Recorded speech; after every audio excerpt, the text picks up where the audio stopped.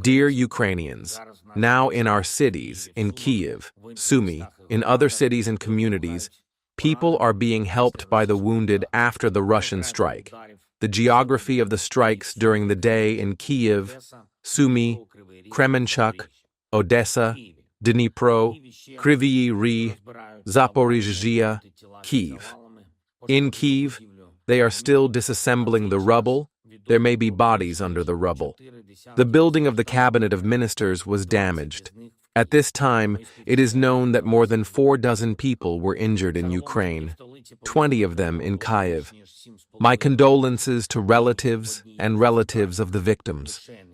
In general, only in the capital, the air alert was more than 7.5 hours. Kyiv was one of the central targets for Russian drones. Now again, the air alert is spreading across Ukraine and through the Shahed itself. In one night, there were more than 400 Shaheds. The total number of drones in that strike was 810. That is, almost half of these drones, which the Russians used to complicate the air situation and overload the air defense. There were also missiles, including ballistics. A significant part of our soldiers managed to shoot down. This is a weighty result. There are results on drones, interceptors. During this night, more than 1,500 interceptions. And the Army Air Force, mobile fire groups, destroyers, air forces, anti-aircraft guns also showed themselves well. Thank you all. Of course, not everything is happening yet, and it is necessary to further strengthen our air defense. This is a priority task. The Russians hold the number of Shaheds in massive strikes, on the level of 300-400 per one such blow. Our interceptors must reach the appropriate indicator. This is real. The production potential is. There are finances and contracts. They are provided. It is necessary to scale the corresponding units. Thank you to everyone who in the forces of defense performs this task. And thank you to everyone who helps everyone, every volunteer, every company. Develop this technology of interceptors. Implement it, train crews, all this to save people's lives. And it is important that today there is a wide reaction of partners to this blow. Obviously, Russia is trying to cause pain in Ukraine, and the blows are more sudden. This is a clear sign that Putin is testing the world, whether they will accept it or not. Therefore, it is important that the statements of leaders, states, institutions were continued. Strong actions, sanctions against Russia, people and strong tariffs, and other restrictions on trade with Russia.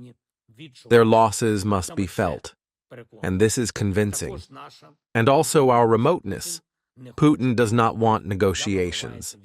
Obviously, he is hiding from them. Therefore, the lack of fuel in Russia and other economic difficulties is a logical answer to the Russian refusal to cease fire, to meet the leaders. For a week now, there will be a meeting in the format of Ramstein.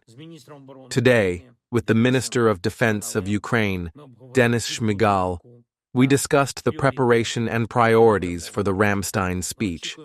We are waiting for new packages of support. Rostem Umerov was on duty today.